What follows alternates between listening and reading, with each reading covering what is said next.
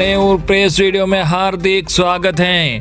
अभी भी सभी पेंशनर्स केंद्रीय कर्मचारी राज्य कर्मचारी के लिए गुड न्यूज आई है। जी हां, आज सैलरी पेंशन तथा महंगाई भत्ता में सरकार से बढ़ोतरी पर बड़ी खुशखबरी आई है तथा साथ ही सभी पेंशनर्स व कर्मचारी अन्य भी 3 बड़ी खबर आई है, जिसकी पूरी जानकारी आपको सबसे पहले इस वीडियो में देखने को मिलेगी।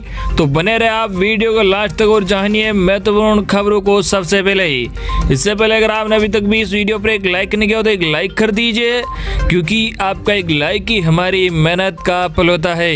और चैनल को भी फ्री में सब्सक्राइब नहीं किया और सब्सक्राइब कर लीजिए, ताकि आगे भी आपको कर्मचारी और पेंशनर से जुड़ी हर एक लेटेस्ट अपडेट सबसे पहले देखने को मिलती रहे। आज की पहली बड़ी खबर आपको बता दें, पीएफ को लेकर सरकार ने दी बड़ी राहत। अब 5 लाख तक के योगदान पर ब्याज होगा टैक्स फ्री।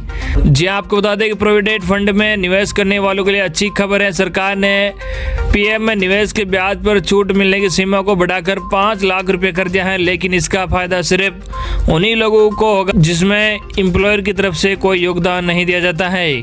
पीएफ को लेकर यह नया नियम नए वित्त वर्ष यानी 1 अप्रैल 2021 से लागू हो जाएगा। पीएफ पर 2.5 लाख तक टैक्स फ्री लिमिट थी। आपको बता दें कि वित्त मंत्री निर्मला सीतारमण ने बजट 2021 में ऐलान किया था कि पीएफ में सालाना 2.5 लाख रुपए तक के निवेश पर मिलने वाला ब्याज टैक्स फ्री होगा, लेकिन इसके ऊपर किए गए निवेश पर जो भी ब्याज मिलेगा उस पर टैक्स देना होगा। इसमें कर्मचारी और कंपनी या नियोक्ता दोनों का योगदान शामिल है। सरकार ने यह कदम उन लोगों पर अंकुश लगाने के लिए उठाया था जो अपना सरप्लस पैसा पीएफ अकाउंट में डालकर ब्याज कमाते हैं, जबकि पीएफ को आम लोगों के लिए रिटायरमेंट फंड के तौर पर देखा जाता है। पीएफ में टैक्स फ्री लिमिट बढ़ाकर 5 लाख की। जी आपको बता दें कि मंगलवार को लोकसभा में फाइनेंस बिल 2021 को लेकर सरकार ने पास करवा लिया है। इस बिल पर चर्चा के दौरान सवालों का जवाब देते हुए वित्त मंत्री निर्मला सीतारमण ने कहा, टैक्स फ्री लिमिट को अब 2.5 लाख रुपए से बढ़ाकर सालाना 5 लाख रुपए कर दिया गया है। इस छूट का फायदा सिर्फ उन्हीं पीएफ खाताधारकों को होगा जिसमें नियोक्ता की ओर से कोई योगदान नहीं दिया गया हो। छोटे टैक्स पेयर्स को फर्क नहीं पड़ेगा। जी हाँ, आपको बता दें कि उन्होंने कहा कि आमतौर पर पीएफ में कर्मचारी और नियोक्ताओं का योगदान होता है, लेकिन किसी में जब सिर्फ कर्मचारी का योगदान हो उसे 5 लाख तक टैक्स फ्री लिमिट का फायदा मिलेगा। वित्त मंत्री ने भरोसा दिया कि 2.5 लाख रुपए की फ्री लिमिट का फायदा 93% लोगों को होता है जो कि सब्सक्राइबर हैं और उन्हें मिलने वाला ब्याज बिल्कुल टैक्स फ्री होगा।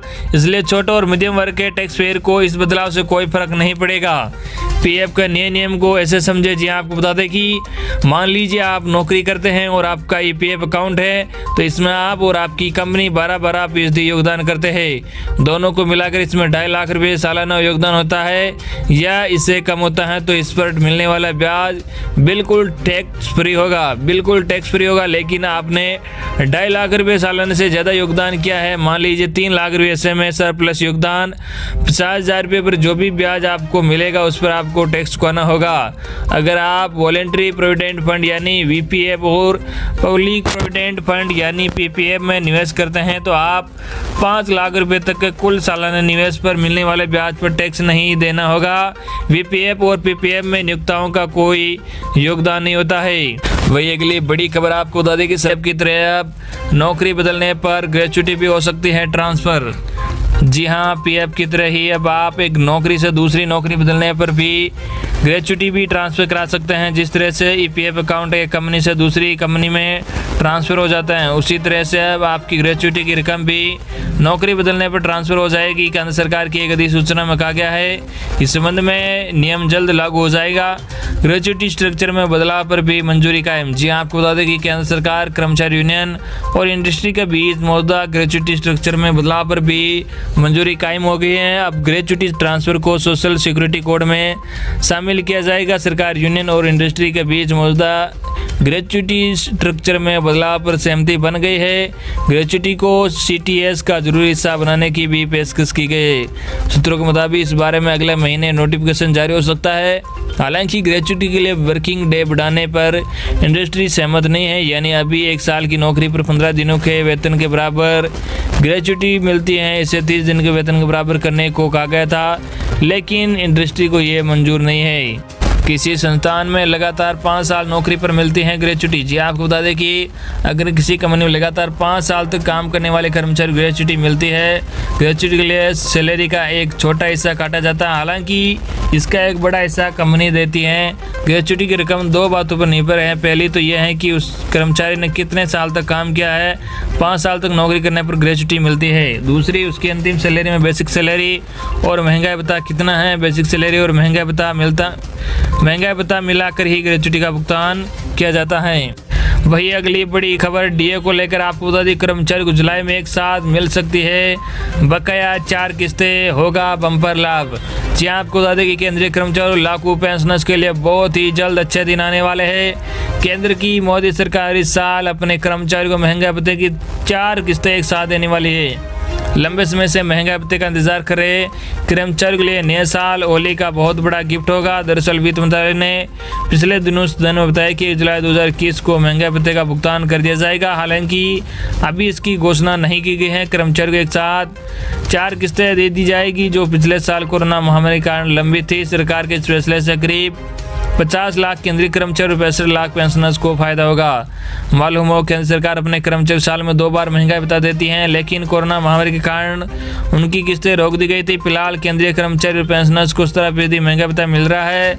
अगर 1 जुलाई को एक साथ 3 किस्तें दे दिया जाता है तो कर्मचारी को महंगाई भत्ता बढ़कर 34% हो जाएगा। महंगाई भत्ते में बढ़ोतरी होने से सैलरी में भी अच्छी वृद्धि हो जाएगी। डीए बढ़कर हो जाएगा 34%।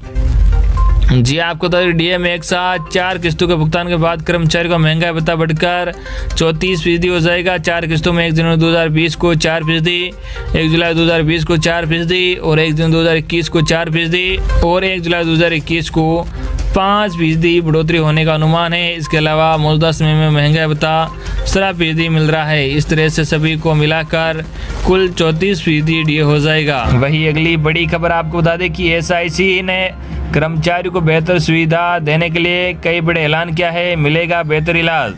जी आपको बता दें कि कर्मचारी राज्य बीमा निगम ने अपने लाभार्थियों को बेहतर सुविधाएं देने के लिए कई कदम उठाए हैं। इसके तहत कर्मचारी राज्य बीमा की सुविधा 10 किलोमीटर से अधिक दूर होने पर लाभार्थी पैनल में भी शामिल अस्पताल से चिकित्सीय परामर्श ले सकेंगे। इसके साथ ही एसआईसी ने सभी नए बने अस्पतालों का संचालन खुद करने का फैसला किया है।